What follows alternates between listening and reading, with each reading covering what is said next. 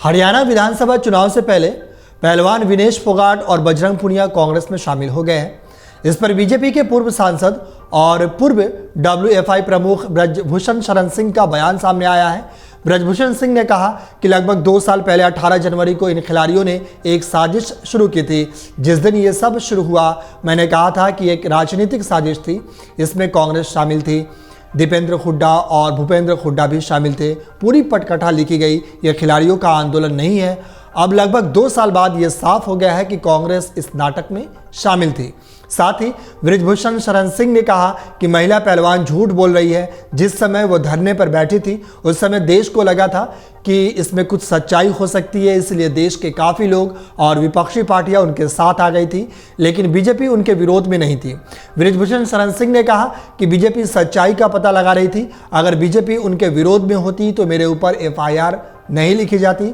अगर एफआईआर लिखी भी जाती तो चार्जशीट नहीं होती, क्योंकि जिस केस और वो दिन की बात कर रहे हैं, उस दिन मैं वहाँ था ही नहीं, फिर भी मेरे ऊपर चार्जशीट लगी है।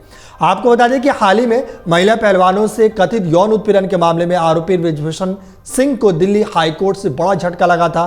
ब्रजभूषण सिंह ने उनके खिलाफ दर्ज एफआईआर, चार्जशीट और निचली अदालत द्वारा आरोप तय करने के आदेश को रद्द करने की मांग करते हुए याचिका दायर की थी। हालांकि उन्हें दिल्ली हाईकोर्ट से फिलहाल कोई राहत नहीं मिली। जरा सुनिए इस पूरे मामले पर अब ब्रजभूषण सिंह ने क्या कुछ कहा है।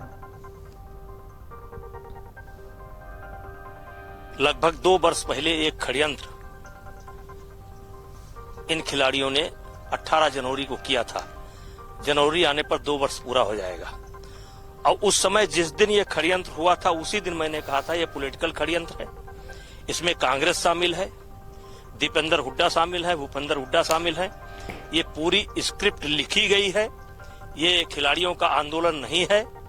और आज लगभग 1.25 साल के ड्रामे के बाद कल ये स्थिति स्पष्ट हो गई कि इस पूरे आंदोलन के पीछे कांग्रेस का हाथ था। देखिए, वो झूठ बोल रही है। जिस समय वो धरने पर बैठी थी, देश को लगा था कि इसमें कुछ सच्चाई हो सकती है, इसलिए देश के काफी लोग उनके साथ आ गए थे और विपक्षी पार्टियां खुल करके उनके साथ आ गई थी।